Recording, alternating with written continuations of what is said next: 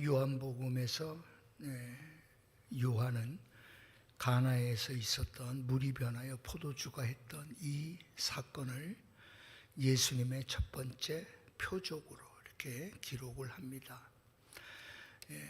누가는 예수님께서 나병 걸린 사람을 고치신 것을 첫 번째 표적으로, 기적으로 기록하기도 하고, 마가는 예수님께서 떡과 또 물고기로 많은 사람들을 먹인 사건을 가장 먼저 기록하기도 하고, 마태는 여러 병든 자들을 고치시는 예수님의 장면을 예수님의 첫 사역의 모습으로 이렇게 기록을 합니다. 요한은 이 요한복음에서 가나의 혼인 잔치 이 사건을 가장 먼저 기록하고 있습니다. 우리가 알다시피 마태, 마가, 누가, 요한 이 사복음서 가운데 요한복음이 가장 늦게 기록된 성경입니다. 요한이 에베소에 있을 때, 다시 말해서 밤모섬에 유배당하기 직전에 그가 그곳에서 오랫동안 주님에 대하여 묵상하고 또 묵상하고 그러던 가운데 성령의 감동으로 기록한 것이 요한복음인데, 그래서 공간복음과는 여러 면에서 아주 차이가 많이 납니다.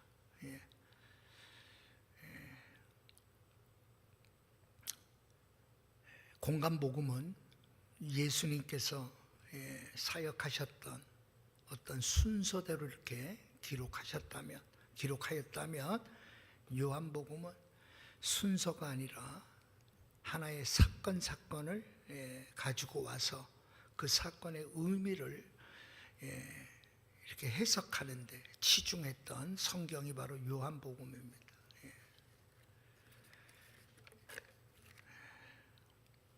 그래서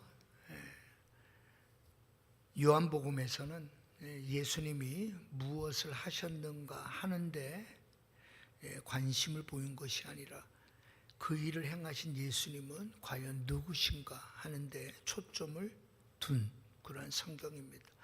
그렇기 때문에 오늘 가나의 그 혼례 잔치에서 있었던 이 사건, 이것은 단순히 이런 기적을 행하셨던 그 의미보다, 기적 자체가 아니라 기적을 행하신 주님, 이것을 통해서 우리에게 무엇을 말씀하고 있는가 하는 것들을 우리가 살펴보아야 합니다. 앞서도 말씀드렸지만 이 가나의 혼인잔치, 이것은 공간복음에 나오지 않습니다. 그리고 또 니고데모와의 대화, 사마리아 여인과의 대화, 베데스다 연못가에서 병자를 고치신 사건, 죽은 나사로를 살리신 사건 등은 공간복음에는 기록되어져 있지 않습니다. 오직 요한복음에만 기록되어져 있고, 반면 요한복음에는 예수님의 탄생에 관한 부분이 없습니다. 그리고 예수님이 광야에서 시험당하시는 그 장면도 없고요. 그리고 예수님이 12제자를 부르시는 장면도 없고, 산상수훈에서 가르치셨던 장면도 없고, 그렇습니다. 다시 말해서 요한복음은 우리가 먼저 머릿속에 집어넣어야 될 것이 뭐냐면, 예수님의 일대기, 마치 회고록 같은 입장에서 쓴 것이 절대 아닙니다. 예수님이 행했던 수많은 일 가운데 요한은 몇 가지를 끄집어내어서 그 사건들을 통해서 이 일을 행하신 분은 예수시다는 것, 그 예수는 바로 하나님의 아들, 그분의 신성을 드러내기 위하여 요한복음을 기록한 것입니다. 자, 오늘 그렇다면 이 가나에 있었던 이 일을 통하여 우리는 몇 가지를 먼저 살펴보려고 합니다. 자, 우리가 보면 저도 어렸을 때 이 부분들을 보면서 궁금한 점이 있었어요. 궁금한 점. 가장 궁금했던 점이 뭐냐면 4절이었습니다. 4절. 여자여, 어머니를 향하여 여자여 나와 무슨 상관이 있나이까 라고 하는 이 말씀에 대하여 이해를 하지 못할 때, 아니 이렇게 예수님이 이런 식으로 하실 수 있을까 하는 그런 궁금증이 있었습니다.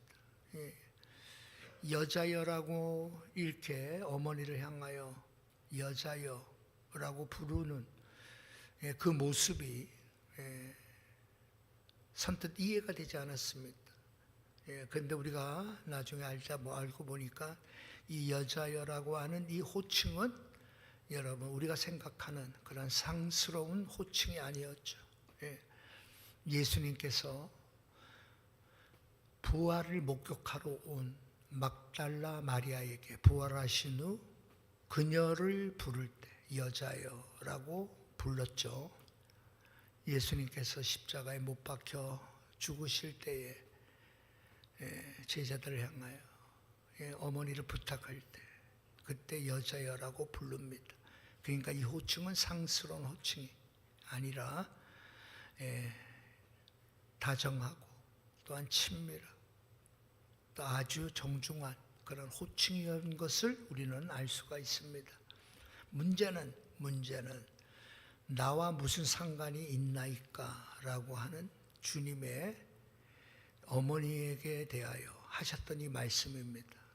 포도주가 떨어져서 어머니는 예수에게 저들에게 포도주가 없다 라고 걱정돼서 예수님에게 그 문제를 해결해 주도록 예수님에게 그 사실을 알렸는데 예수님께서는 정말 퉁명스럽게 나와 무슨 상관이 있나요? 마치 그 일은 나와 상관없습니다라고 거절하는 것과 같이 그렇게 보여지는 그런 장면입니다. 근데 여러분 이 부분은 나와 무슨 상관이 있나이까 라고 하는 이 내용만이 아니라 그 다음이 중요합니다. 나와 무슨 상관이 있나이까? 왜? 내 때가 아직 이르지 아니하였나이다 라고 하는 이 말 속에 이 답이 있죠.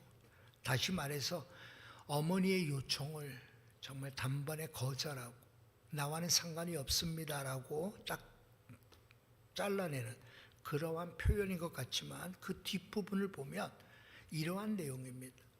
자, 포도주가 떨어진 그 일을 해결하기 위해서 해결할 때까지 내가 나서야 할 때가 있습니다. 아직 그때가 아닙니다. 그러니까 좀 더 기다리세요. 나와 무슨 상관이 있나이까 라고 하는 것은 어머니와 저 이 일에 대하여 염려할 것은 없습니다. 그러한 표현이거든요. 염려할 것 없습니다. 어머니나 저랑 포도주가 떨어진 일에 대하여 염려하지 마세요. 걱정하지 마세요. 내 때가 되면 그 일을 제가 할게요. 이제 그 부분이거든요. 예수님의 공생애가 아직 시작되지 않았다는 것이 아니라 물이 변하여 포도주가 되게 하는 이 일은 좀 더 기다려야 됩니다. 이제 그 말씀이거든요. 그러니까 5절에 있는 말씀처럼 어머니가 하인들에게 너희에게 무슨 말씀을 하시든지 그대로 하라 라고 말씀하시는 거죠. 어머니는 그 예수님이 사전에 말씀하신 의미를 이제 알게 된 거예요. 어머니 입장에서는 급하니까 포도주가 떨어진 이 문제, 예수님이라며 아들 예수라며 그와 같은 일을 행할 수 있음을 어머니는 알죠. 그러니까 그 아들에게 그 일을 부탁하는 거예요. 나서라고.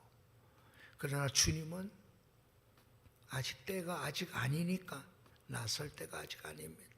좀 더 기다려 주세요. 이제 그러한 내용이거든요. 자, 그렇다면 오늘 저는 이 부분을 보면서 이제 궁금했던 거는 그런 거예요. 그러면 요한이 쓸 때, 요한이 요한복음을 쓸 때 어떠한 의도에서 이 부분을 제일 먼저 선택을 했을까? 단지 물이 변하여 포도주가 되게 하는 이 사건에 요한은 관심이 있었을까? 이것이 이런 일이라면 마가가 썼던 것처럼 정말 오병 이어가지고 수많은 5천 명을 먹였던 그 사건을 기록하는 것이 더 능력 있어 보이고 더 기적을 행한 모습일 텐데 요한은 왜 가나의 혼인잔치를 제일 먼저 기록을 했을까? 그것을 우리가 살피기 위해서는 우리 성경에는 나타나지 않습니다만은 원문에 보면 2장 사흘째 되던 날이라는 것의 앞에 그러나라는 단어가 빠져 있습니다. 접속사가 빠져 있습니다. 다시 말해서 1장이 끝났어요.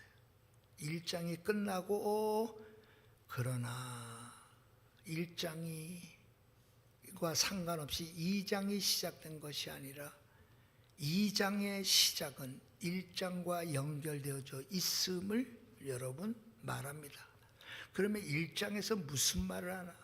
1장에서의 중요한 이유는, 중요한 내용은 뭐냐면 세례 요한이 등장합니다.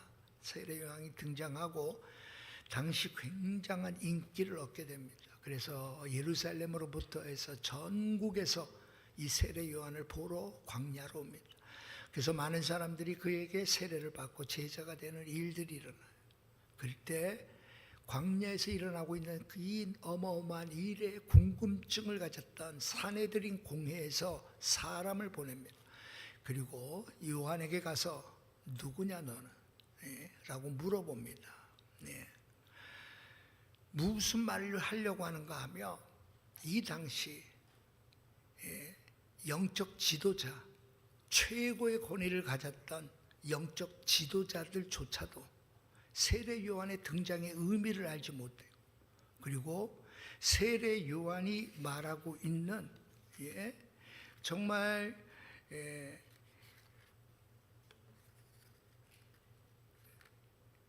내 뒤에 오시는 분, 나는 그분의 신발의 끈을 풀기도 감당할 수 없을 정도.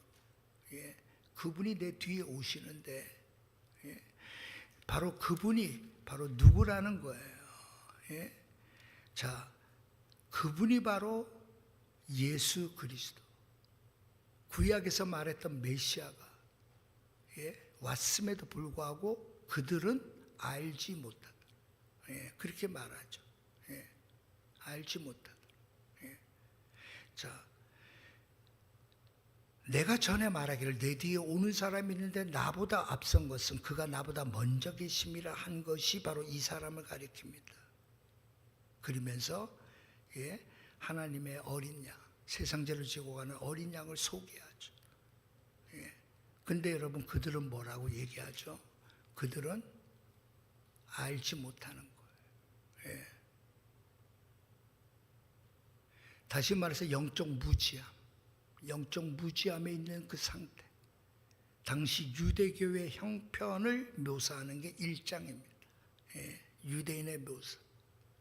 그 당시에 여러분 종교적인 상황이 어떠했음을 보여주는 게 1장에 나타나요.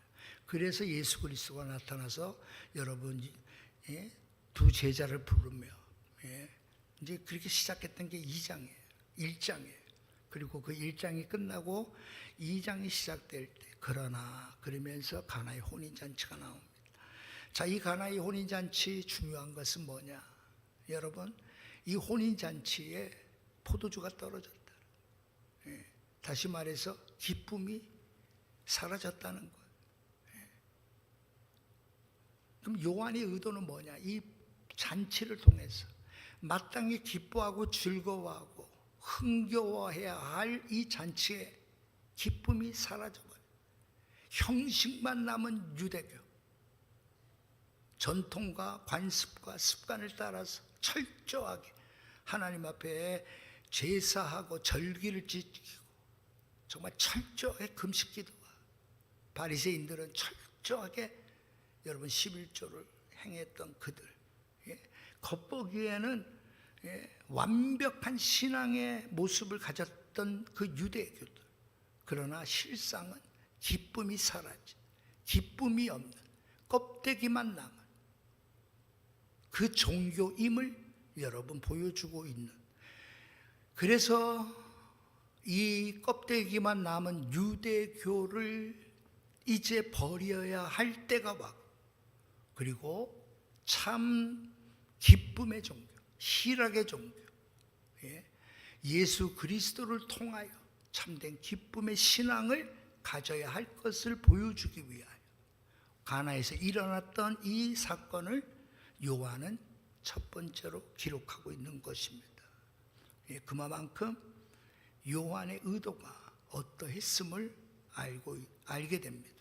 물론 여러분, 하나님께서는 성령을 통하여 성경을 기록하는 기록자들에게 기계론적으로 기록하게 하시지는 않죠. 그렇다면 마태마가, 누가, 요한은 다 똑같아야 되잖아요. 근데 다 틀려요. 다 틀려. 앞서 말씀드렸던 것처럼 첫 번째 일어난 사건도 다 틀려요. 다 달리 각각 썼어요. 왜? 여러분, 하나님께서는 성경을 기록하게 할 때 성령을 통하여 감동케 하셔서 그 기록이 틀리지 않도록, 오류가 없도록 성령의 감동을 받아 기록하게 하시지만, 그러나 그 각자가 가지고 있는 개성과 그들이 생각과 그들의 관점을 무시하지 않았음을 우리는 보게 되어지는 거죠. 요한의 관점은 바로 이겁니다. 기쁨이 없는 종교 탈피하고 벗어버리고 참된 기쁨의 종교로 나오라. 그것이 바로 가나의 혼인잔치임을 여러분, 그는 보여주려고 합니다. 그래서 여러분 보세요. 사흘째 되던 날로 시작되잖아요. 그러니까 사흘째 되던 날이라고, 그는 여러분 수십 년이 지난 거예요. 근데 그때 바로 사흘째 일이 일어났음을 기록하는 것은, 우리가 알다시피 사흘이라는 것은 무덤에서 부활의 날이 사흘이거든요. 사흘째. 요나의 표적에서 우리가 보았던 것처럼 요나의 표적에서 물고기 3일 동안 물고기 뱃속에 있다가, 여러분 그 요나처럼 성경에서 3일, 사흘째라는 것은 부활, 새로움, 이것을 의미하죠. 또 여기서 보면, 우리가 나중에 그 뒤에 보면 유대인의 정결 예식에 따라 두세 통이 드는 돌 항아리 6개가 놓여 있다라고 말합니다. 6. 여러분, 성경에서 6은 사람의 수입니다. 사람의 수. 7은 완전수. 6개가 놓여 있다라고 하는 것은, 여러분, 이것은 사람의 수를 의미하잖아요.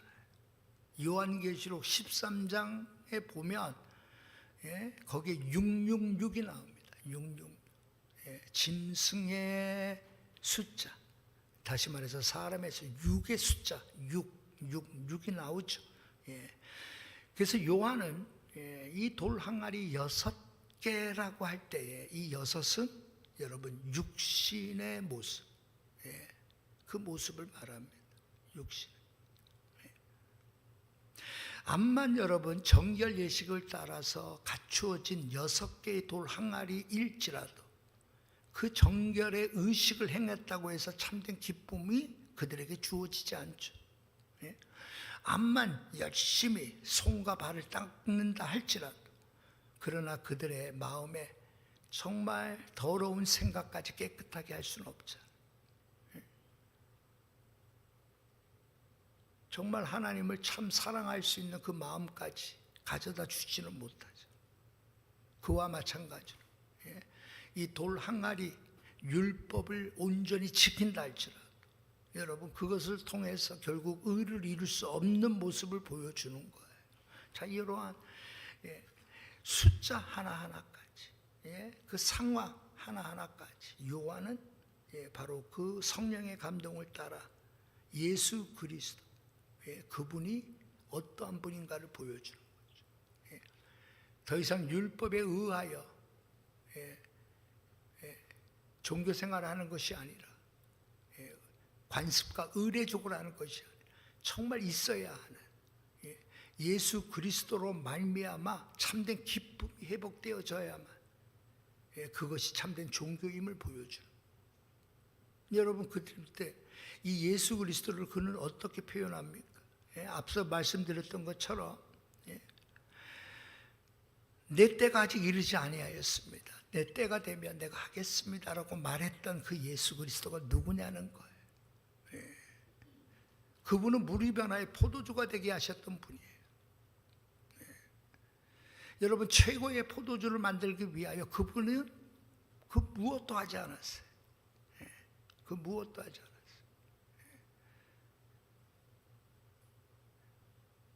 최고의 포도주가 되기 위해서 여러분 뉴스에 보니까 그 우주에 1년 동안 묵혀놓은, 우주에서 1년 동안 묵혀놓은 그 포도주 한 병이 여러분 수천만 원, 수억이 넘어가더라고요.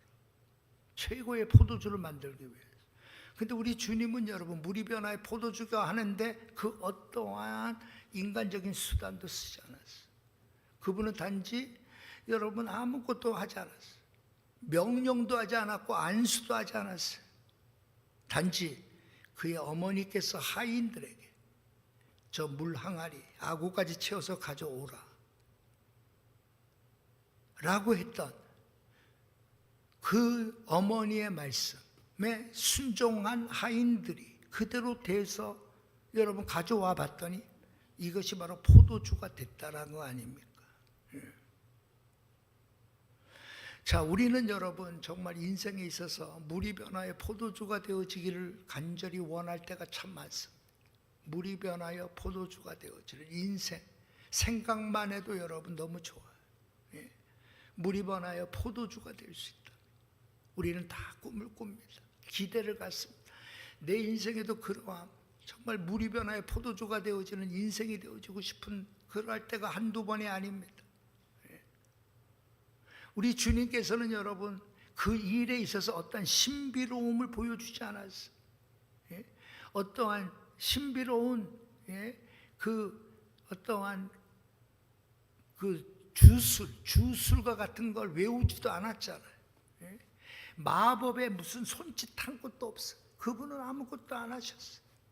그러나 그분은 물이 변하여 포도주가 되게 하실 능력을 가지신 분이죠. 우리가 정말 그분을 알 수만 있다. 내가 정말 그분을 사랑한다. 내가 정말 그분과 함께 살고 있다. 여러분, 그것이 물이 변하여 포도주가 되어진 인생이 되어지는 거죠. 오늘 여러분 우리가 생각해 보세요. 여러분들에게 있어서의 포도주, 정말 물이 변하여 포도주가 되었다고 할 때 여러분 제일 먼저 떠오르는 게 뭐예요? 그 포도주가 물이 변하여 포도주가 됐다는 것은 여러분 성경에서 포도라고 하는 것은 기쁨을 상징하잖아요. 성경에 보면 여러분 포도가 나오는 곳에는 반드시 기쁨에 관한, 즐거움에 관한 그러한 부분이 성경에 기록되어져 있거든요. 물이 변하여 포도주가 되어졌다는 것은 여러분 기쁨이 없었던 곳에 이제 기쁨이 났다는 거죠. 즐거움을 잃었던 곳에서 즐거움이 회복됐다는 것이고, 말할 수 없는 그러한 기쁨이 넘쳤다는 거죠.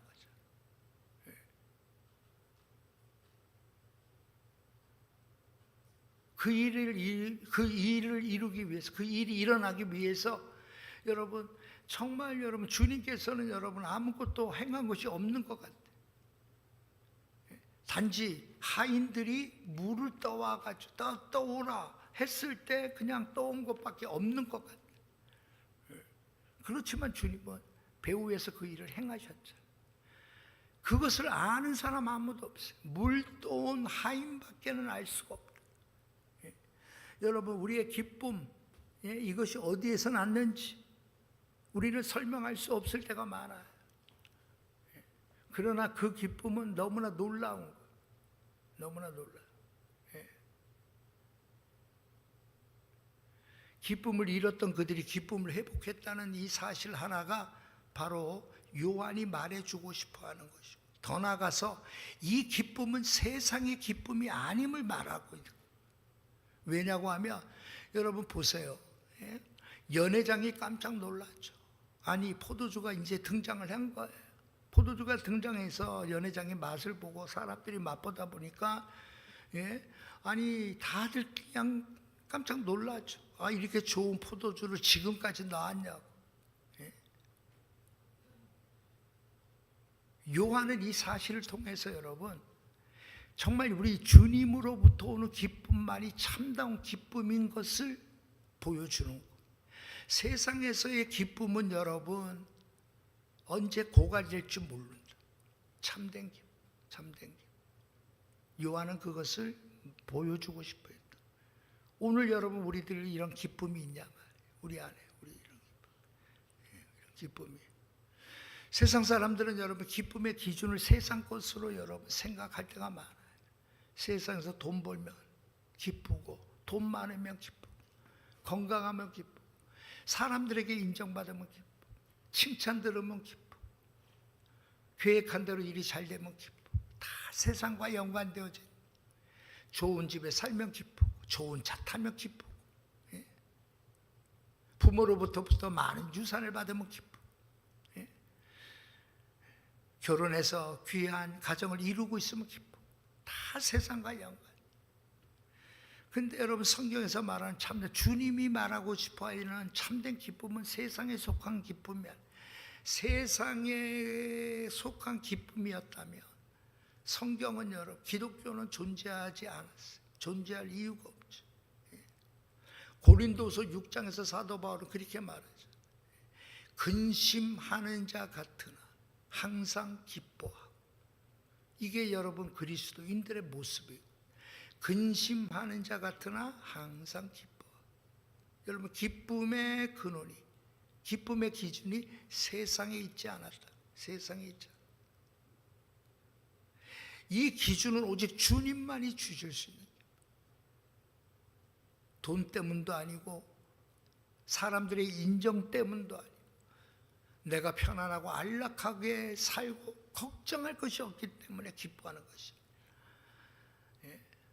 정말 주를 위하여 살고 복음을 위하여 살고 주님을 기쁘시게 하고 주님을 영화롭게 하기 위하여 살아가는 그 삶의 목표가 분명하고, 그 일을 위하여 기꺼이 나 자신과 나의 모든 것들을 다 헌신하고 희생하고 여러분 바치겠다. 여러분 그 안에서 사도 바울과 같은 기쁨이 충만하는 거죠.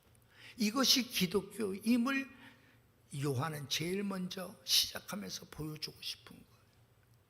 오늘 우리의 인생이 그렇게 되면 좋을 것 같습니다. 우리의 인생이 예수님 때문에 기뻐하고 행복해하고, 이 세상의 것은 오늘 우리가 본문에 있는 것처럼 떨어질 수밖에 없어요. 다 떨어집니다. 다 떨어져. 오직 주님만이 참 기쁨을 주실 수 있는데, 여러분 그것이 어떻게 일어나냐, 그게 어떻게 우리의 것이 될 수 있냐. 오늘 본문은 그것을 하인들이 여러분 그대로 실천하고 순종했을 때, 연회장을 비롯하여 많은 사람들은 이 포도주가 어디서 났는지 알지 못했지만 하인들은 알더라. 하인들은 알더라. 오늘 우리에게 이 참된 기쁨, 이것을 소유해서 정말 세상 사람들은 알 수 없는 이 기쁨, 우리 모두가 이 기쁨을 맛보고, 그래서 우리가 함께 불렀던 저 장미꽃 위에 있어, 아직 해가 뜨기 전에 그 이슬 그 위에 머물고 있지만 그때 주의 음성이 생생히 들려져. 그와 같은 주님과의 깊은 교제 속에 말할 수 없는 기쁨이 충만해져. 이것이 바로 물이 변하여 포도주가 되게 하는 일입니다. 우리가 순종하지 아니하며 여러분 우리에게 이러한 기쁨, 참된 행복이 어떻게 오겠습니까? 경험할 수가 없습니다. 이 순종은 내가 이해됐기 때문이 아니죠. 설명해서 되는 게 아니죠. 감정 때문에 순종하는 것도 아니죠. 누가 본다고 해서 순종하는 것도 아니죠.